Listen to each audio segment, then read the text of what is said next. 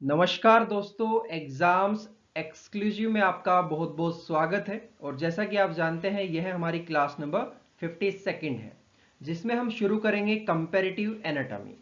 So friend, सबसे पहला question यही आ रहा होगा कि कंपैरेटिव एनाटॉमी होती क्या है, इसकी हमें ज़रूरत क्यों पड़ी। चलिए सारी चीज़ें डिस्कस करेंगे, लेकिन इस लेसन के अंदर हम डिस्कस करेंगे part first of integument and it's derivatives. Friends, integument को आप सिंपली कह सकते हैं स्किन। ओके, सभी को समझ में आता है इतना तो, है ना। सो पार्ट फर्स्ट के अंदर क्या क्या होगा, प्रोटोकोर्डेट की स्किन के बारे में पढ़ेंगे, साइक्लोस्टोमेटा की स्किन के बारे में पढ़ेंगे और पाइसिस की स्किन के बारे में पढ़ेंगे। फिर उसके बाद हमारे पास पार्ट नंबर सेकंड आएगा इसी का इंटेग्यूमेंट एंड इट्स डेरिवेटिव का। उसके अंदर हम आगे पढ़ेंगे एम्फीबियंस, है ना। और ये सारी चीजें हम उसमें पढ़ने वाले, जैसे रेप्टिलियन हो जाएगा, है ना। उसके अलावा बर्ड्स हो जाएगा, मैमल्स हो जाएगा, ये सारी क्लासेस उसके अंदर होंगी। सो अब बात ये आती है, इंटेग्यूमेंट का मीनिंग तो आपने समझ लिया कि स्किन होता है ना। लेकिन इसके डेरिवेटिव्स कौन कौन से होंगे, कितने तरह के होंगे।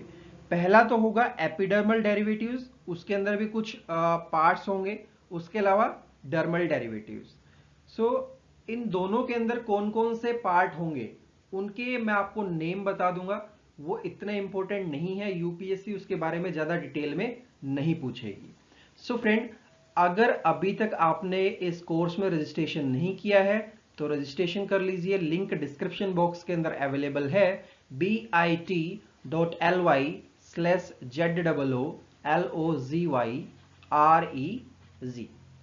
सो जस्ट क्लिक करना है, अपनी डिटेल्स फिल करनी है और सबमिट कर देना है, आपका रजिस्ट्रेशन हो जाएगा। तो चलिए इस लेसन को शुरू करते हैं। So friend, myself Dheeraj Sharma and I am teaching since May 2017 and this is Geology optional course and I think everybody knows about this. So हम इस लेसन से शुरू कर रहे हैं कंपैरेटिव एनाटॉमी, है ना। और जो लास्ट लेसन होगा कंपैरेटिव एनाटॉमी का, उसके अंदर मैं आपको एक टेबल बना के बताऊंगा और उस टेबल के अंदर पूरा का पूरा जो कंसेप्ट है वो वहां पे भी समझाऊंगा, किसके अंदर क्या चीज प्रेजेंट है, किसके अंदर क्या चीज एब्सेंट है। Okay, so let's get start. So friend, हमारा सबसे पहला क्वेश्चन क्या था कि कंपैरेटिव एनाटॉमी होती क्या है, इसका पर्पस क्या है, यानी कि इसका मेन मोटिव क्या है। देखिए, आपने सारी क्लास अटेंड की होंगी कोडेट्स की, है ना। और एक क्लास से हम दूसरी क्लास में गए, जैसे कि एविस हो, एम्फीबियन हो या फिर पाइसिस हो, है ना। सभी के अंदर हमने क्या बताया है कि उसके अंदर ये था, और अब जब नेक्स्ट क्लास में आए हैं तो इसके अंदर ये मॉडिफिकेशन हो गए, इसका ये बन गया है ना। मतलब सारी चीजें हमने वहां पे बताई हैं, लेकिन थोड़ी थोड़ी करके। अब यहां पे क्या होगा, एक डेडिकेटेड मैनर में हम पढ़ेंगे, है ना। So anatomy means the study of structure of animal is termed as the anatomy. और कंपेरेटिव का मतलब आप समझ गए कि सारे के सारे जो ग्रुप है, यानी कि डिफरेंट एनिमल ग्रुप्स और you can say different animals को हम एक साथ स्टडी करेंगे in a comparative manner. So whereas a comparative study of structure of different animal groups or animals is known as the comparative anatomy. Clear? So friend, in fact the study of comparative anatomy is more purposeful and dynamic than the mere study of location and the structure of different organ system in different animal. Okay, and it also determines the phylogenetic origin and modification of their various homologous structure. So जो normal हमने study की वहां पे क्या था कि एक class हमने ले ली, उसके बारे में जो सारे उसके पार्ट थे वो हमने डिस्कस कर लिए। लेकिन यहाँ पे क्या होगा, किसी एक पार्ट को हम उठाएंगे और सारे के सारे जो ग्रुप्स हैं एनिमल्स के, डिफरेंट डिफरेंट ग्रुप, उनके अंदर पढ़ेंगे कि इसके अंदर क्या था, इसके अंदर क्या है, तीसरे के अंदर क्या होगा, चौथे के अंदर क्या होगा और लास्ट में क्या बन जाएगा। ओके, सो यानी कि आप ये कह सकते हैं कि एक हिस्ट्री पढ़ेंगे। Clear? So you can say it is the history of struggle of animal striving for compatibility with an ever-changing environment in the past. Clear? So despite their differences, all vertebrate past as well as present are built according to the same architectural plan. So the comparative study of various homologous vertebrate structure offers special evidence in support of doctrine of organic evolution. With their premise, species have been changing. Clear? So पता लग गया कि comparative anatomy होती क्या है और इसका purpose क्या होता है. क्लियर? सो फ्रेंड, अब अगर क्या हमें क्या चीज डिस्कस करनी है इस लेसन के अंदर? इंटेग्यूमेंट. और इंटेग्यूमेंट को हम क्या कह सकते हैं? क्या कह सकते हैं? स्किन कह सकते हैं, है ना. और अब इसके अगर डेरिवेटिव की हम बात करते हैं, चलिए जानेंगे कि इंटेग्यूमेंट है क्या, है ना. उसकी भी मैं आपको डेफिनेशन बताऊंगा, लेकिन उससे पहले इसके अगर डेरिवेटिव की हम बात करें, सो डेरिवेटिव कौन कौन से होंगे, है ना, वो जान लेते हैं. उसके बाद हम इसकी डेफिनेशन भी जान लेंगे. सो पहला डेरिवेटिव होगा एपिडर्मल. कौन सा? एपिडर्मल. और दूसरा कौन सा होगा? मैंने बताए थे दो आपको. दूसरा होगा डर्मल. क्लियर? अब डर्मल में कौन कौन से आएंगे और एपिडर्मल में कौन कौन से आएंगे वो लिख लीजिए फटाफट. फ्रेंड्स, एपिडर्मल के अंदर एक तो होगा एपिडर्मल ग्लैंड. क्लियर? इजी लिख देता हूं. उसके अलावा हार्ड होनी structure that includes epidermal scales. Clear? SCALES. Scales कैसे होंगे? एपिडर्मल. ओके. इसके अलावा स्क्यूट्स, SCUTES, और बीक्स होंगी. ठीक है? इसके अलावा और भी बहुत सारी चीजें होंगी, जैसे हॉर्न्स होंगे, है ना. और कुछ क्लॉज भी इसी के अंदर डाल सकते हैं. और नेल्स कह सकते हैं, है ना. Nails and HOOFs, that is hoofs. Clear? So ये सारी चीजें हमने पढ़ी हुई है. इसके अलावा हेयर्स भी हम यहाँ पे ही रख सकते हैं. ओके. और एक आप फीदर्स भी रख सकते हैं, FEATHERS. क्लियर? सो जिस भी ग्रुप के अंदर जो भी चीजें आएंगी वहां पर डिस्कस करेंगे ये सारी चीजें. ओके. सो अब बात करते हैं डर्मल डेरिवेटिव्स की. सो डर्मल डेरिवेटिव्स में क्या क्या होगा? डर्मल डेरिवेटिव्स में जैसे फिन रेज हो गई. ठीक है? Fin rays. इसके अलावा एंटलर्स कह सकते हैं, ANTLERS, एंटलर्स. और यहां पे भी आप जो स्क्यूट्स हैं या फिर कह सकते हैं प्लेट्स. ठीक है? स्क्यूट्स हमने एपिडर्मल में भी रखा है और डर्मल में भी रखेंगे. क्लियर? SCUTES. और आप डर्मल स्केल्स कह सकते हैं, है ना, या फिर बोनी स्केल्स कह सकते हैं. सो यहां पे स्केल्स भी प्रेजेंट होंगे, लेकिन डर्मल. वहां पे कौन से थे? एपिडर्मल. ओके. और इसके अलावा तो और कुछ नहीं होगा. ओके. सो ये दो पार्ट्स में डिवाइड हो जाएंगे, यानी कि दो तरह के डेरिवेटिव होंगे. मेनली आप याद रखिएगा एपिडर्मल डेरिवेटिव और डर्मल डेरिवेटिव. सो अब बात आती है कि जो इंटेग्यूमेंट है उसकी डेफिनेशन की, है ना. सो आप लिख पाएंगे. जस्ट मैंने आपको इतना तो बता ही दिया कि इंटेग्यूमेंट हम किसको कहते हैं? स्किन को कह सकते हैं, है ना. तो चलिए थोड़ा सा डिस्कस करते हैं इसके बारे में. सो फ्रेंड, इंटेग्यूमेंट को आप सिंपली क्या कह सकते हैं? क्यूटिस. और एक शब्द शुरुआत में बताया था, स्किन, है ना. दो शब्द बोध हैं. अब आपने ये भी जान लिया पिछली वाली स्लाइड के अंदर कि इंटेग्यूमेंट्स के डेरिवेटिव्स कौन कौन से हैं, है ना. एक था एपिडर्मल और दूसरा था डर्मल. उसके भी बहुत सारे पार्ट थे. जस्ट आपको नाम याद रखना है, ज्यादा डिटेल के अंदर नहीं जाना है. ओके. सो फ्रेंड, अब स्किन के बारे में अगर लिखना हो तो आप क्या कहेंगे? It is the outer most protective covering of the animal body, है ना. और आप क्या कह सकते हैं कि सबसे पहले जब देखते हैं तो हमें स्किन ही नजर आती है ना. It is the first organ of the body that is visible when we encounter an animal and helps us in identification of the type of organism. किसी को भी पहचानते हैं तो स्किन के कलर से, स्किन का जो नेचर है उससे ही देख के पहचान सकते हैं, है ना। सारी चीजें आप जानते हैं इसके बारे में। So friend, skin also include the conjunctiva of eyeballs and external surface of eardrums. Is it clear? And it is directly continuous with the mucous epithelial lining of mouth, rectum, nostrils, eyelids and urinogenital ducts. Is that clear? Okay. अब देखिए, जो skin है वो बहुत सारे काम करती है ना, और आप कह सकते हैं कि मल्टी फंक्शनल है। सो अब इसको एक नाम दे सकते हैं हम, क्या? The jack of all trades. लिख लीजिए, JACKS, jacks of all trades. अब ये जो आप फ्रेज कह लीजिए चाहे वर्ड कह लीजिए, है ना, इसका मीनिंग क्या है? देखिए, बहुत सारे व्यक्ति क्या होते हैं कि बहुत सारे काम करेंगे, है ना, लेकिन निपुण किसी में नहीं होंगे, यानी कि मास्टर किसी में नहीं होंगे। सो ये सेम कंडीशन स्किन के साथ है। क्या है? The jack of all trade means it carries out different function but is master of the none. Clear?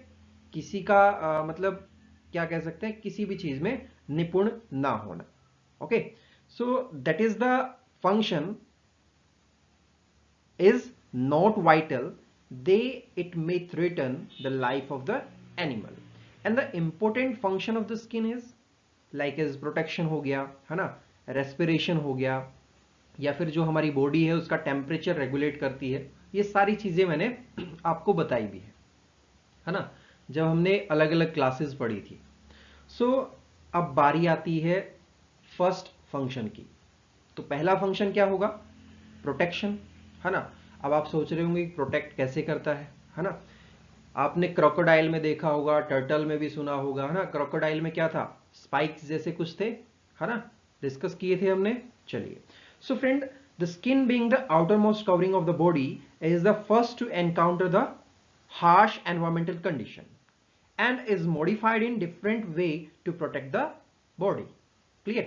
So aquatic animal which possesses a skin made up of all living cells secrete a layer of cuticle and mucus over the skin for protection. But ये तो हो गया किसका? Aquatic का. But in terrestrial animal encounter a much more harsher environment and hence exhibit tough layer of dead and keratinized cells. Clear? So keratinized cells कहाँ पे present होती हैं? Keratinized cells present on the surface and different modification to enhance protection depending upon the need. देखिए, सारा कुछ जो है ना वो किस पे डिपेंड करेगा? जरूरत पे डिपेंड करेगा। क्लियर? अब आपके सामने मतलब कोई दो व्यक्ति आ जाए आपसे लड़ने के लिए, तो आपकी बॉडी उसी तरीके से तैयार होगी। मैंने बताया भी था किसके अंदर, जब हम एंडोक्राइन ग्लैंड्स पढ़ रहे थे, क्या था? 3F का सिस्टम था ना। क्या था वो? 3F मीन्स फ्लाइट, फ्राइट और फाइट। सो उसी तरीके से बॉडी आप जो है वो अपने आप को प्रिपेयर करेगी। अगर 5 व्यक्ति आते हैं तो फिर आप उसी तरीके से मतलब प्रिपेयर हो जाएंगे, हाँ अब मेरे को लड़ना है, भागना है या फिर क्या करना है। Okay, so animals like crocodiles, turtles and आर्madillo have a double bony covering over the body to protect them from the predators. and hedgehog के बारे में हमने पढ़ा ही था, है ना, that have evolved spines on the skin as a mean of defense. Clear? मतलब जो एनिमल है या फिर ह्यूमन बीइंग है, कुछ भी हो, इस एनवायरमेंट के अंदर, इस इकोसिस्टम के अंदर जो भी चीजें प्रेजेंट हैं और वो कोई भी फंक्शन कर रही हैं, वो अपनी प्रोटेक्शन के लिए कर रही हैं। ठीक है, किसी को किल करने के लिए नहीं, खुद की प्रोटेक्शन के लिए कर रहे हैं। अब आप उसको जानबूझ के मतलब उसके साथ छेड़खानी करेंगे तो वो डेफिनेटली आपके ऊपर नेगेटिव इंपैक्ट डालेगी, वो आपको मारने का कोशिश करेगी। ओके एंड फ्रेंड्स, अब एक चीज आपने और सुनी होगी कि स्किन का पिगमेंटेशन क्यों होता है। जैसे बहुत सारे आपने कैटरपिलर्स देखे होंगे, प्लांट के ऊपर बैठ जाते हैं, यानी कि पत्ते पे बैठ जाते हैं ना, लीव्स पे, और बिल्कुल ऐसा कलर कर लेते हैं अपना कि यहाँ पे कुछ है ही नहीं उन लीव्स के अलावा। क्लियर, मतलब ग्रीन लीव्स हैं तो ग्रीन ही वो हो जाएंगे। So that is the pigmentation in the skin that provide protection by camouflage. Camouflage आपने सुना होगा, हमारी जो आर्मी है, इंडियन आर्मी, बीएसएफ, सीआरपीएफ, इनके पास क्या होता है, बहुत सारी ड्रेसेस ऐसी होती कि कैमोफ्लेज ड्रेसेस उनको बोलते हैं, है ना। और जंगली एरिया में क्या होता है, जो हेलमेट्स हैं उनके ऊपर क्या करते हैं, जो पत्ते हैं वो लगा लेते हैं, है ना। मेरे को इस चीज के बारे में काफी कुछ पता है। सो थोड़ा बहुत मैंने आपको बताया कि कैमोफ्लेज क्या होता है ना। सो आप सभी जानते हैं इसकी चीज के बारे में। So friend, another type of protection provided by the skin of body is by possessing poison gland as in amphibians, है ना। अब देखिए क्या होता है कि बहुत सारे एनिमल्स ऐसे भी होते हैं कि आप उनको टच करते हैं, और टच करने से क्या होगा कि मतलब उनके अंदर जो भी चीज है वो एक्टिवेट हो जाएगी। जैसे कि ये पॉइजन ग्लैंड है किसके अंदर, एम्फीबियंस के अंदर। सो ये अपना इसका डिफेंस मैकेनिज्म है, ठीक है। ये किसी को मार नहीं रहा है, ये खुद का डिफेंस कर रहा है। Is it clear, is it clear? Okay. So friend, अब ये तो क्लियर हो गया, लेकिन अब नेक्स्ट जो पॉइंट है, exteroception. So what is exteroception, and skin जो है वो इस चीज में कैसे हेल्प करेगी, है ना। So friend, skin function as a sensory organ, you know very well, है ना। as the entire surface area of the body is covered by the skin, clear। so free nerve ending are scattered in the dermis of the entire skin, is it clear? so there are specialized cutaneous receptor such as Pacinian capsules, Measles capsules, है ना, and tactile disc etc., which convey to the brain sense of touch, pressure, heat and cold. अब आप अगर आग के सामने बैठे हैं और आपके मतलब थोड़ा सा हीट लग गया या कोल्ड लग गया, या फिर किसी ने उंगली दबा दी, तो आपको एक फील सा होगा कि यार ये क्या हुआ, है ना। तो वो सिग्नल किसके पास जाएगा, ब्रेन के पास जाएगा। किसके द्वारा, किसके द्वारा जाएगा, वो हम आगे के लेसन्स में भी पढ़ेंगे, और अगर आपको पता है तो कमेंट्स के द्वारा मुझे बता दीजिए। ओके, सो दूसरा फंक्शन ये हो गया। उसके अलावा तीसरा फंक्शन है रेस्पिरेशन।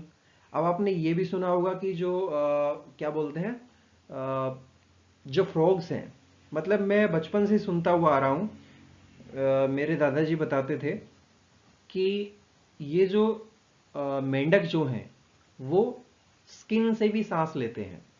उस समय थोड़ा सा अजीब सा लगता था कि क्या ऐसा पॉसिबल है, लेकिन जब साइंस में पढ़ा तो ठीक है, मतलब क्लियर हो गए सारे कंसेप्ट, है ना। सो रेस्पिरेशन कैसे करता है, समझ में आया कुछ। Cutaneous respiration occurs in the amphibians when they are living in aquatic life, ठीक है, वही कंसेप्ट है मेरे दादाजी वाला। Okay and friends, many reptiles such as sea turtle and sea snakes can also carry out some amount of respiration through skin, है ना। ये चीजें हमने डिस्कस की थी कहां पे, जब हम अलग से क्लासेस पढ़ रहे थे, एम्फीबियंस हो चाहे और भी क्लासेस हमने पढ़ी हैं, वहां पे हमने सारी चीजें क्लियर की है। ओके चलिए, सो अब बात आती है एक्सक्रीशन की। फ्रेंड्स, एक्सक्रीशन कैसे, मतलब कैसे फंक्शन करेगा ये इंटेगुमेंट या फिर स्किन।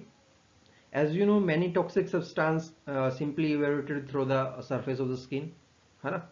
बहुत सारे ऐसे सब्सटेंस आपने सुने भी होंगे और देखे भी होंगे, है ना। एंड फ्रेंड्स, ये सब पॉसिबल कैसे है पता है किसी को? Sweat gland, SWEATGLAND। Sweat gland endocrine है या एक्सोक्राइन है पता है किसी को? बताइए जरा कमेंट्स के द्वारा। Okay, so friend, sweat gland also serve as the excretory organ because they are the first organ that excrete toxin out of the body. Is it clear? Okay. अब इसके बाद फंक्शन आता है कि ये रेगुलेट करती है किसको? सॉल्ट एंड वाटर को। सो कैसे रेगुलेट करेगी पता है किसी को? Friends, maintenance of salt and water ratio in blood is of utmost importance. Clear? That is carried out by the sweat gland also. Clear? So ये भी sweat gland के द्वारा ही होगा। किसके अंदर? मैमल्स के अंदर। अब कैसे होगा? जैसे पसीना हमें आता है उसके बाद क्या होता है, मतलब वो थोड़ा सा टेस्ट में कैसा होता है? खट्टा खट्टा होता है ना? बहुत बार मतलब मुंह में भी चला जाता है, बचपन में जब छोटे थे तब। सो तब का टेस्ट थोड़ा सा ध्यान है और सुना भी है साइंस के द्वारा। Okay, so friend, sweat gland helps in excreting excess salt and some amount of urea out of the body. Is it clear? है ना? अब स्वेट ग्लैंड से रिलेटेड ही टेम्परेचर कंट्रोल का है। कैसे कंट्रोल करता है? जैसे आपने गर्मियों के अंदर देखा होगा कि गर्मी लग रही है ना? तो क्या होगा? बॉडी धीरे धीरे पसीना निकालने लगेगी, है ना? और फिर उसके ऊपर जब हवा टकराएगी तो कैसा फील होगा? ठंडा ठंडा, है ना? ठंडा ठंडा, cool cool. Okay, so in summer mammal excrete sweat that spread on the surface of the skin to cool the body, and in the winter for keeps the body warm. अब अगर सर्दी का एग्जाम्पल लें तो क्या होता है? हमारे रोंगटे खड़े हो जाते हैं, है ना? और मतलब जो आप कह सकते हैं कि छोटे छोटे जो छिद्र हैं जिसे हम रोम बोलते हैं, है ना? रोम और छिद्र, सो वो बिल्कुल टाइट हो जाते हैं सर्दी के अंदर। वो सिर्फ इसलिए कि बॉडी का जो टेम्परेचर है उसको कंट्रोल करना है, उसको रेगुलेट करना है। Is it clear? चलिए, सो इसी तरीके से अगर आप एग्जांपल ले किसका? वेल्स के अंदर होता है, सी लायंस के अंदर होता है, वॉलरस के अंदर होता है, पोलर बियर आपने सुना होगा, है ना? That deposit a thick layer of fat. Clear? That deposit a thick layer of fat under the skin which is called as the, क्या कहा था हमने लेसन के अंदर पढ़ा था? ब्लबर कहा था, ठीक है? BLUBBER। सो ब्लबर क्या होता है? Thick layer of fat. ये शब्द हमने क्लियरली मेंशन किया था लेसन के अंदर और ये इंपॉर्टेंट है। क्लियर? सो ब्लबर क्या करता है? That insulating the body from outside सब जीरो टेम्परेचर, यानी कि एक आप कह सकते हैं कि इंसुलेटिंग मीडियम प्रोवाइड करता है, ठीक है?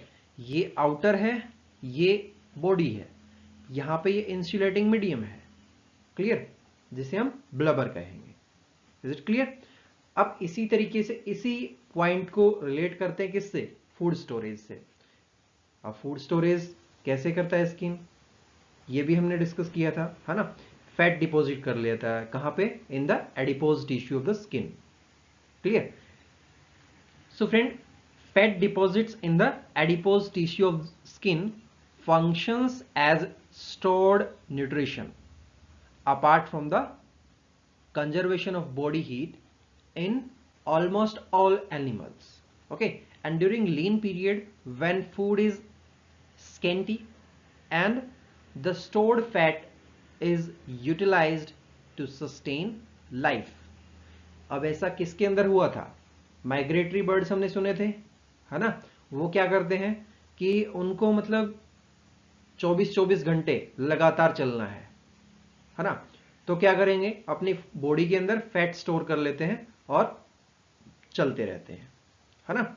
चलिए, so friend, migratory birds, hibernating birds and these are also use stored fat as food. ये हमने डिस्कस किया था बर्ड्स वाले लेसन के अंदर। अब इसी से रिलेट कर लेते हैं किसको, नरिशमेंट को, है ना। अब जो फैट स्टोर हुआ है वो किसके लिए हुआ है, न्यूट्रिशन के लिए, है ना। अब नरिशमेंट से कैसे रिलेट करेंगे फ्रेंड्स, स्किन जो है वो सिंथेसाइज करेगी किसको, विटामिन डी को, in the presence of sunlight and calcium. हम बहुत बार बोलते हैं कि सूरज की धूप में बैठना चाहिए और विटामिन डी लेना चाहिए, है ना, बोलते हैं ऐसा, सभी ने सुना होगा। सो फ्रेंड, क्या इतना काफी है कि in the presence of sunlight and calcium जो स्किन है वो विटामिन डी सिंथेसाइज करने लगेगी? ऐसा नहीं है। ये सब किस मतलब कब पॉसिबल होगा, जब हमारे पास डीहाइड्रो कोलेस्ट्रॉल होगा, और डीहाइड्रो कोलेस्ट्रॉल जो है वो कन्वर्ट होगा किसके अंदर, विटामिन डी के अंदर, in the presence of sunlight and calcium. Clear, लिख लीजिए, D hydro cholesterol, CHOLESTROL, dehydrocholesterol converted into vitamin D in the presence of sunlight and calcium। Clear है।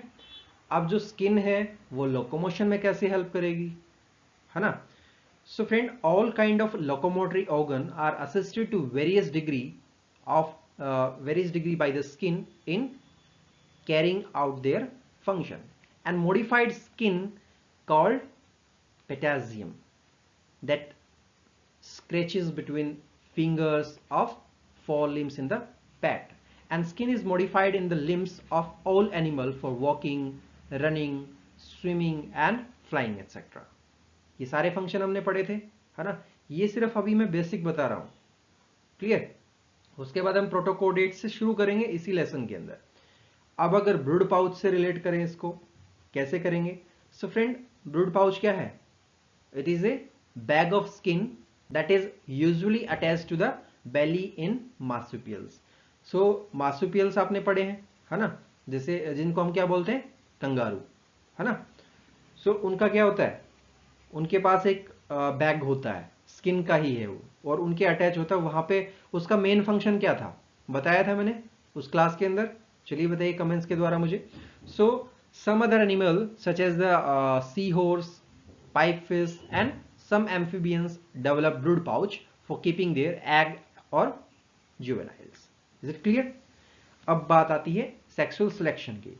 सो friend, male compete to fertilize female is an essential component of sexual selection, clear, for which male develop various kind of secondary sexual character that are modified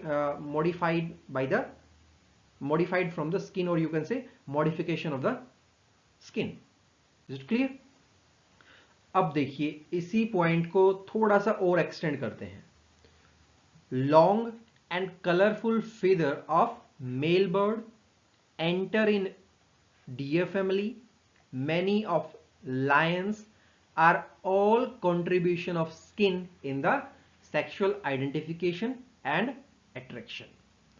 अब आपसे किसी भी तरीके से question पूछ लिया जाए कि मेल बर्ड्स के अंदर क्या कुछ करेक्टर है, डियर फैमिली के अंदर क्या करेक्टर है, लायन के अंदर क्या करेक्टर है। So all these are the contribution of skin, clear। So ये सारे कुछ इसके फंक्शन थे। Friends, as you know, no other organ of the body perform as many function as the skin। इसीलिए हमने इसको क्या कहा था, the jack of all trades। ये सब कुछ करता है लेकिन किसी में भी इसको महारत हासिल नहीं है। ओके, क्लियर है सब कुछ, है ना। फंक्शन सारे क्लियर। इंटेग्यूमेंट के जो डेरिवेटिव हैं वो आपको पता लग गए। तो चलिए अब जानते हैं जो स्किन का जो स्ट्रक्चर है उसके बारे में थोड़ा सा, है ना। मतलब बेसिक स्ट्रक्चर हम जानेंगे, उसके बाद जो जैसे जैसे ग्रुप आते जाएंगे उसमें हम अलग अलग डिस्कस करते चले जाएंगे। ओके, सो फ्रेंड, अब हमारे पास आता है स्ट्रक्चर ऑफ स्किन, और यू कैन से स्ट्रक्चर ऑफ इंटेग्यूमेंट। इसके अंदर तीन इंपॉर्टेंट पार्ट हैं, एपिडर्मिस, डर्मिस और hypodermis. Clear? So epidermis is derived from the embryonic ectoderm. और यहाँ पे इंपॉर्टेंट जो इसका पॉइंट है वो क्या निकल के आता है कि यहाँ पे ब्लड एब्सेंट होता है। क्लियर? और मेलानिन जो है वो प्रेजेंट होता है, एब्सेंट होता है, वो आपको बताना है। ओके, इसके अलावा इसका जो साइज है यानी कि इसकी जो थिकनेस है वो कितनी होगी? लगभग 100 mm। It is clear? Clear? Okay, next हमारे पास आता है dermis. Dermis is a derivative of mesoderm. And friends, जो नॉन कोडेट होते हैं उसके अंदर डर्मिस प्रेजेंट नहीं होता है, सिर्फ अगर इकाइनोडर्म्स को हम छोड़ देते हैं तो। ठीक है, इकाइनोडर्म्स में प्रेजेंट होता है, बाकी जो नॉन कोऑर्डिनेट है उसके अंदर ये एब्सेंट होती है। ओके, अब यहां पे क्या होगा? ब्लड होगा या नहीं होगा? फ्रेंड्स, यहां पे आप कह सकते हैं कि हीमोग्लोबिन भी होगा यानी कि HB भी होगा, और यानी कि आप कह सकते हैं blood with haemoglobin. Clear? Is it clear? अब इसका जो साइज है वो कितना होगा, मतलब थिकनेस कितनी होगी? 1 to 4 mm। क्लियर है ना? दोनों में डिफरेंस पता लग गया, डर्मिस और एपिडर्मिस में। क्लियर? सो डर्मिस में क्या है? ब्लड है, हीमोग्लोबिन भी है, तो सीधी सी बात है कि ब्लड वेसल भी होगी यहां पे, है ना? अब अगर हाइपोडर्मिस की तरफ चलें, सो हाइपोडर्मिस को आप क्या कह सकते हैं? अगर इसकी डेफिनेशन लिखनी हो और इसका साइज भी मैं आपको बताऊंगा। So friend, hypodermis is subcutaneous layer. क्या है? सबक्यूटेनियस, लिख लीजिए, SUBCUTANEOUS।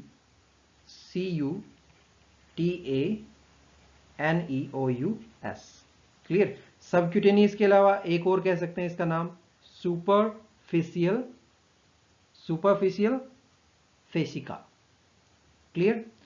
Friends, it is lies between the dermis and underlying tissue and organs। ये क्लियर है? अब यहां पे इसका कुछ एक मेन फंक्शन है जो हमने जो स्किन के फंक्शन है वहां पे डिस्कस किया था कि ये फैट को स्टोर करता है ना? क्या स्टोर करता है? Storing fat. Is it clear? Friends, it consists of mostly adipose tissue and is the storage site of most body fat। Clear? अब अगर इसकी बात करें मतलब और कुछ इसके function, it serves to fasten the skin of to underlying surface, provide thermal insulation and absorb shocks from the impact to the skin। अब अगर इसके साइज की बात करें यानी कि इसकी थिकनेस की अगर बात करें, सो थिकनेस कितनी होगी? 1 to 6 mm। क्लियर? ये काफी है ना? ये सारी डिटेल। अब ये जो डायग्राम है ना, इसको थोड़ा सा ध्यान से देख लेना, क्योंकि इसी से रिलेट करता हुआ क्वेश्चन पूछ लेते हैं। ज्यादा डिटेल में नहीं जाएंगे, ठीक है? बिल्कुल नॉर्मल सा क्वेश्चन आता है यहां से। अब अगर मैं थोड़ा सा डिटेल में जाता हूं, सो जो हाइपोडर्मिस है वो किस पे डिपेंड करेगी? It is depending on the locating site. और अगर एपिडर्मिस के दो पार्ट हमें डिवाइड करने हो, मतलब इसको दो पार्ट में अगर हम डिवाइड करते हैं, सो कौन कौन से वो पार्ट होंगे? पहला तो लाइफलेस। क्लियर? LIFELESS, लाइफलेस, और दूसरा लिविंग। क्लियर? अब इन दोनों में अगर डिफरेंस पता करना हो तो एक बता देता हूं, लाइफलेस की जो थिकनेस है वो कितनी होगी? 20 mm। ओके, और लिविंग की थिकनेस कितनी होगी? 100 mm। ओके, क्लियर हो गया सब कुछ? क्लियर? चलिए, सो स्ट्रक्चर क्लियर है ना? कोई डाउट तो नहीं है? तो अब शुरू करते हैं ग्रुप के हिसाब से इंटेग्यूमेंट एंड इट्स डेरिवेटिव से रिलेटेड कुछ कंसेप्ट। ओके, तो चलिए, फ्रेंड्स, वो शुरू करें उससे पहले एक छोटा सा टर्म रह जाता है कि डर्मिस जो है उसको हम दूसरे नाम से भी जान सकते हैं क्या? क्या नाम होगा? CORIUM। क्लियर? CORIUM, इसको ध्यान रखिएगा। डर्मिस ना कह के इसको कोरियम भी कह के आपको क्वेश्चन दिया जा सकता है। ओके, तो चलिए आप शुरू करते हैं। सो फ्रेंड, अब अपने पास आता है प्रोटोकोर्डेटा। प्रोटोकोर्डेटा के अंदर अगर आप सिंपली कहें, जो स्किन है वो सिंपल होगी। क्लियर? इसके अलावा यहाँ पे जो केराटिन है वो प्रेजेंट होगा या एब्सेंट? KERATIN, केराटिन जो है वो एब्सेंट होगा। Clear? So as you know, protochordates are marine animal and shows aquatic adaptation in the skin. और ये जो स्किन है इसके अंदर बहुत सारे पार्ट यहाँ पे अवेलेबल हैं, जैसे कि unicellular epidermal gland, ciliated columnar epithelium, epidermis, Cutis और क्या? डर्मिस। डर्मिस को हमने दूसरा नाम भी दिया है, क्या? CORIUM, कोरियम। क्लियर? सो फ्रेंड, यहां पे जो डर्मिस है वो कैसा होगा पता है किसी को? Dermis in the amphioxus is gelatinous in nature. Clear? लिख लीजिए, GELATINOUS। Clear? So as you know, amphioxus skin is made up of outer epidermis and inner dermis, but epidermis is composed of single layer of living cell which must be protected on the surface by a layer of cuticle and a basement membrane that attach epidermal cell with the dermal tissue. Okay, a dermis is composed of loose connective tissue and lack melanocytes. Is it clear? Is it clear? Okay, so dermis का जो nature है वो आपको पता लग गया। Amphioxus के अंदर कैसा है? जिलेटिनस है। Okay, and friends, epidermis has numerous unicellular gland cells which secrete the thin cuticle. Okay, protochordata clear है ना? ये छोटे छोटे ही कंसेप्ट आएंगे, ज्यादा लेंदी कंसेप्ट नहीं होंगे। ओके, नेक्स्ट हमारे पास आता है साइक्लोस्टोमाटा। सो फ्रेंड, साइक्लोस्टोमाटा के बारे में अगर डिस्कस करें तो इसके अंदर कौन कौन से पार्ट प्रेजेंट है? Unicellular gland cells, club shaped gland cells और कैनलक्यूली, एपिडर्मिस, क्यूटिस, डर्मिस और मेलानोसाइट और you can say pigment cell. ठीक है, अब इसमें जो एपिडर्मिस है वो मल्टीलेयर्ड होगा, और मल्टीलेयर्ड को हम दूसरे नाम से भी कह सकते हैं, क्या? Stratified, STRATI, stratified. क्लियर हो गया है ना?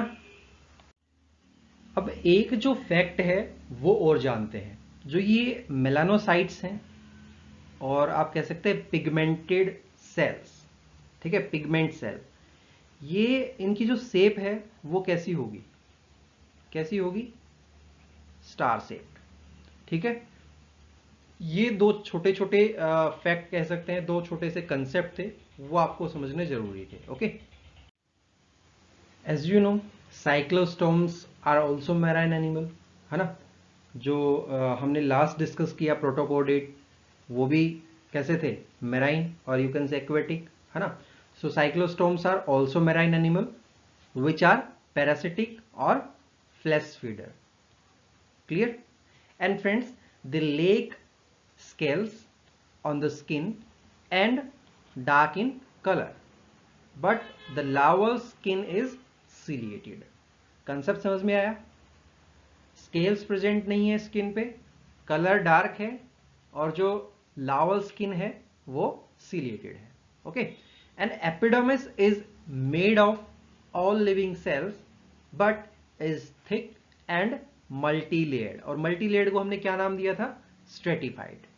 And is covered with a layer of cuticle for protection. Clear? So there are unicellular mucous gland in epidermis. अब ये जो कंसेप्ट है ना, यूनिसेलुलर म्यूकस ग्लैंड, कितनी कोई आइडिया है? यानी कि आपसे ये पूछ लिया जाए कि कितनी यूनिसेलुलर ग्लैंड्स यहां पे प्रेजेंट हैं, तो आपका आंसर होगा 3. अब 3 कौन कौन सी है? Mucous gland that secrete mucus, है ना, क्लब सेल्स, क्लियर, और ग्रेन्युलर सेल. ठीक है, 3. अब जो नेक्स्ट हमारे पास पॉइंट आता है इसी के अंदर, क्या है? Dermis of cyclostomes is composed of collagenous connective tissue which is tough and fibrous tissue that provide strength to the skin. समझ में आया कंसेप्ट डर्मिस का? किसके अंदर? साइक्लोस्टोम्स के अंदर. सो अब यहां पे क्या होगा? आप सिंपली कह सकते हैं, जैसे हमने प्रोटोकोडेटा के अंदर शुरुआत में बताया था कि स्किन कैसी होगी? सिंपल. तो यहां पे क्या होगी? यहां पे भी सिंपल स्किन कह सकते हैं. ओके, ये सारा कुछ पढ़ने के बाद उसके अलावा क्या कुछ यहां पे मॉडिफिकेशन हुआ? मॉडिफिकेशन तो हुआ, लेकिन ज्यादा कुछ मॉडिफाई नहीं हुआ. ठीक है, कंपेयर कर पा रहे हैं अच्छे से, है ना? सो इसीलिए कंपेरेटिव जो एनाटॉमी है वो बड़े आराम से पढ़ाता हुआ चलूंगा, और एक एक जो कंसेप्ट है वो आपके क्लियर होते चले जाएंगे. ओके, कोई भी डाउट नहीं रहने वाला है किसी भी पॉइंट पे. This clear? चलिए अब बात करते हैं किसकी? पाइसेस की. यानी कि पाइसेस किसको बोलते हैं? फिश को कहते हैं पाइसेस. ओके, और पाइसेस को ही फिश कहते हैं. So friend, as you know, all fishes being aquatic possesses more or less similarly adapted skin, है ना? यहां पे क्या क्या प्रेजेंट होता है? Epidermis, dermis, scales, fibrous connective tissue, है ना, क्रोमेटोफोर जिसे हम क्या बोल देते हैं? पिगमेंट सेल, है ना, मसल्स भी हैं, और जो स्केल्स हैं उस पे क्या प्रेजेंट होगा? वो बोनी रिड्स के साथ प्रेजेंट होगी. ठीक है, ब्लड वेसल भी है और माइसेप्टम भी है. क्लियर है सारे कंसेप्ट, है ना? अब जो एपिडर्मिस है वो मतलब उसके अंदर क्या क्या होगा? Several layer of simple and thin cell. It is clear? अब यहां पे जो फिश है उसके अंदर क्या चीज एब्सेंट होगी, है ना, और वो किस चीज की बनी हुई होगी? Friends, there is no dead stratum corneum. Clear? चलिए friends, fishes possesses a multi-layered epidermis of living cell that is covered on the surface with a layer of cuticle. And as you know, fishes lack a typical stratum corneum made of dead and conified cell, जो कि किस में पाई जाती है? Tetrapods में, है ना? ये यहां पे एब्सेंट होगा. इसको आप मार्क कर लीजिए, स्ट्रेटम कॉर्नियम ये एब्सेंट है. ओके, चलिए अब अगर नेक्स्ट पॉइंट की बात करें, जो मल्टी सेलुलर ग्लैंड्स है वो कुछ फिशेस के अंदर होंगी, उसके कुछ फंक्शन भी होते होंगे ना. विद एग्जांपल देखते हैं, जैसे कि इलेक्ट्रिक ऑर्गन प्रेजेंट होता है किसके अंदर? ईल्स के अंदर. डिस्कस किया था फिशेस वाले लेसन में, है ना? और जो इलेक्ट्रिक रेज है या फिर ल्यूमिनेसेंट ग्लैंड है वो किसके अंदर प्रेजेंट होती है? सी फिशेस के अंदर, जो कि काफी नीचे रहती है, यानी कि डीप में रहती है.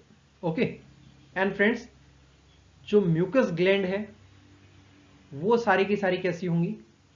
यूनिसेलुलर. क्लियर? अब देखिए, जो स्किन है वो किस में मॉडिफाई हो गई? फिशेस के अंदर skin are dermal scales. Clear? So important modification of skins are dermal scale that cover the body for protection. कुछ फंक्शन हमने शुरुआत में डिस्कस किए थे कि जो स्किन है वो प्रोटेक्ट करेगी। कैसे प्रोटेक्ट करेगी वो आपने अभी देख लिया, हमने पहले भी डिस्कस किया था, है ना। ये तीसरी चौथी बार शायद डिस्कस कर रहे हैं। क्रोकोडाइल के अंदर अगर देखते हैं तो वहां पे भी पढ़ा था हमने, है ना, कि कैसे उसकी जो बॉडी है वो किस तरीके की होती है। क्लियर। सो फ्रेंड, अब क्या कुछ डिस्कस करें। यहाँ पे जो स्केल्स हैं उनके बारे में डिस्कस करेंगे कि स्केल कितने तरह के हैं, स्केल्स, ओके। और जो क्रोमेटोफोर है वो उसके बारे में भी डिस्कस करूंगा मैं यहाँ पे। लेकिन उससे पहले आप ये बताइए, आप सभी को पता भी होगा कि जो म्यूकस है उसका मेन फंक्शन क्या है, MUCUS। म्यूकस क्या करता है, that make the skin slimy. Clear. Skin को कैसी बना देता है, स्लिमी। और स्लिमी होने से क्या होगा, जो फ्रिक्शन है, क्या चीज, फ्रिक्शन, वो क्या होगा, रिड्यूस हो जाएगा। किस किस के बीच में, बॉडी सरफेस और वाटर के बीच में। Clear. So that protects the skin from bacteria and fungi also. Clear. मतलब जो म्यूकस है वो स्किन को स्लिमी करेगा जिससे कि फ्रिक्शन घट जाएगा बॉडी सरफेस और वाटर के बीच में। इसके अलावा जो स्किन है उसको प्रोटेक्ट करेगा बैक्टीरिया से और फंगी से, ओके। एंड इसके अलावा और क्या कुछ फंक्शन होगा इसका, ऑस्मोसिस सुना है ना, OSMOSIS। ऑस्मोसिस को भी कंट्रोल करेगा, यानी कि इस जो कंट्रोल है ऑस्मोसिस का उसको असिस्ट करेगा। क्लियर। चलिए फ्रेंड्स, अब कुछ केराटिन यहां पे प्रेजेंट होता है, ठीक है, वो मैं आपको बताता हूं कि कहां पे होता है। KERATIN। केराटिन कहां पे प्रेजेंट होता है, मतलब कौन सी लेयर के अंदर, एक सेल की आउटर लेयर है, आउटर लेयर ऑफ सेल। अब जो आउटर लेयर है उसका कुछ नाम भी होगा, क्या नाम है, मालपिगी रेपेलेंसिस। ठीक है, लिख लीजिए, MALPIGHII। ठीक है, मालपिगी रेपेलेंसिस लिख लीजिए, REPLENISHES। क्लियर है ना। केराटिन थोड़ा सा प्रेजेंट होता है, कहां पे प्रेजेंट होता है आपको समझ में आ गया, ओके। चलिए इसके अलावा अब बात करते हैं किसकी, हमने एक कंसेप्ट बताया था, कौन सा था, क्रोमेटोफोर का। सो फ्रेंड, आपने देखा होगा कि जो फिशेज हैं वो काफ़ी कलरफुल होती हैं, है ना। सो पिगमेंट सेल की वजह से ही होती है ना, वो भी स्किन में ही प्रेजेंट होती है। सो क्रोमेटोफोर के बारे में कुछ लिखिए, ऐसा कुछ करके आपको यूपीएससी क्वेश्चन दे दे, क्या लिखेंगे। So friend, chromatophores in the dermis are derived from the neural crest cell. लिख लीजिए, NEURAL, neural crest cell, CRESTCELLS। ठीक है, ये फैक्ट आपको काम आएगा। And they contain pigment which not only produce colour but also cause variation of colour. ठीक है, कलर तो प्रोड्यूस करेगा लेकिन उसमें वेरिएशन भी लेके आएगा। So friend, chromatophore contains brown और black pigment that's called melanophores. Okay, क्या रहता है इसके अंदर, मेलानोफोर्स। और मेलानोफोर्स हमने इसको क्यों बोला है, क्योंकि इसके अंदर ब्राउन और ब्लैक पिगमेंट प्रेजेंट होता है, okay. And those contain red, yellow and orange pigment, उसको हम क्या बोलेंगे, लिपोफोर्स, LIPOPHORES। तो समझ में आया मेलानोफोर्स और लिपोफोर्स में क्या डिफरेंस है ना। लिपोफोर में रेड, येलो और ऑरेंज पिगमेंट होंगे और मेलानोफोर्स में ब्राउन और ब्लैक। कंसेप्ट क्लियर है ना। अब इसके बाद एक टर्म आती है, कौन सी, इरिडोसाइट्स। ये इरिडोसाइट्स क्या है friends? Iridocytes are reflecting cells. Clear, लिख लीजिए। कहां पे लिखेंगे, थोड़ा सा जगह बना लेते हैं यहां पे। IRIDOCYTES, these are the reflecting cells. Okay, and they have no pigment but contain crystals of guanine. ठीक है, यानी कि आप इसको दूसरे नाम से भी जान सकते हैं, गुआनोफोर्स, GUANOPHORES। क्लियर हो गया, कंसेप्ट को रिलेट कर पाए है ना। So they lie in the dermis and cause iridescence. You can say iridocyte reflect light from guanine crystal to produce white or कैसा colour, silvery color. Okay, and if the iridocyte are below the scale, if the iridocyte are above the scale, they cause iridescent hues. ये concept बहुत है इसके लिए। Okay, समझ में आ गया है ना। अब जो इसके स्केल्स हैं वो डिस्कस करते हैं, और जो उसके अंदर मॉडिफिकेशन हुई वो भी डिस्कस करेंगे। ठीक है, चलिए। सो फर्स्ट हमारे पास आते हैं स्केल्स, उसके बाद इवोल्यूशनरी मॉडिफिकेशन पढ़ेंगे जो फिशेस के स्केल हैं उसके अंदर। सो पहला स्केल का टाइप है कौन सा, कॉस्मोइड स्केल।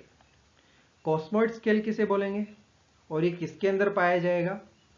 क्रॉस पेट्रिजियन फिशेस हमने पढ़ी थी है ना, लिख लीजिए।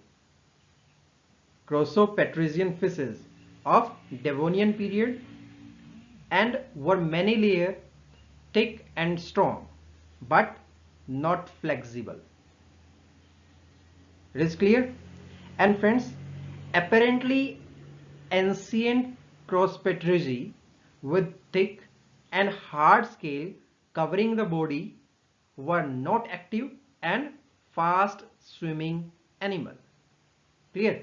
So simply आप कह सकते हैं कि ये किसके अंदर प्रेजेंट होगा, Crossopetrisian, PETRYZIAN. ओके, अब next ganoid scale. So friend, they are thick rhomboidal. ठीक है, they are the thick rhomboidal scales. लिख लीजिए, ठीक है, और RHOMBOIDAL। ठीक है, ये समझ में आ गया। That having the surface coated with the hard enamel like material, that's called the ganoin. क्या प्रेजेंट होता है? GANOIN, गेनोइन। इसके अलावा लेक्यूनी प्रेजेंट होता है, LACUNAE। ओके, और लेक्यूनी हम किसको बोलते हैं? पिट्स को। इसके अलावा एक फाइन कैनाल प्रेजेंट होती है इसमें। सो फाइन कैनाल को हम क्या बोलेंगे? फाइन कैनाल, जिसको हम कह सकते हैं कैननक्यूलाई, है ना। ये यहाँ पे प्रेजेंट, लिख लीजिए, CANA, कैनालिक्यूलाई, CULAE। Concept clear friends? All these helps to form the surface sculpture. कौन कौन सी चीजें फॉर्म करेंगी? पहला गेनोनिन, दूसरा लेक्यूनिन, तीसरा fine canal, that is called canaliculi. Okay, third आता है साइक्लोइड और ctenoid scale. Okay, so cycloid और टीनोइड स्केल को आप क्या कह सकते हैं? These scale are found in modern teleost. ये जो आप देख रहे हैं ना, ये स्ट्रक्चर, ये किसका है? इसी का है, टीलियोस्ट। लिख लीजिए, मॉडर्न, TELOST, LEOSTS, ये इसमें प्रेजेंट होगा। And it is thin, strong, thin, strong, उसके अलावा एक्सट्रीमली फ्लेक्सिबल। क्लियर? मतलब फ्लेक्सिबल होगा, एक्सट्रीमली थिन होगा और स्ट्रॉन्ग होगा। Okay, and they are large and oval in shape and made up of isopedine and fibrous tissues. किसका बना हुआ होगा? लिख लीजिए, आइसोपेडिन, ISOPEDINE, इसके अलावा फाइब्रस टिश्यूज। कंसेप्ट क्लियर है ना? चलिए, बहुत अच्छी बात है। सो अब लास्ट आता है अपने पास placoid scales. Friends, placoid scale की बात करें तो ये कैसे फिश के अंदर प्रेजेंट होगा? ध्यान है, हमने डिस्कस किए थे सारे के सारे स्केल्स। यहाँ पे ये समझ ली कि फिर से उसका एक रिवीजन हो रहा है ना, थोड़ा सा डिटेल के अंदर। सो प्लेकॉइड स्केल प्रेजेंट था कार्टिलेजिनस फिशेस के अंदर। They are the characteristic of cartilaginous fishes. Okay, so cartilaginous fishes को हमने एक नाम दिया था कॉन्ड्रीसाइट्स। ठीक है, वो लिख लीजिए, CHONDRICHTHYS।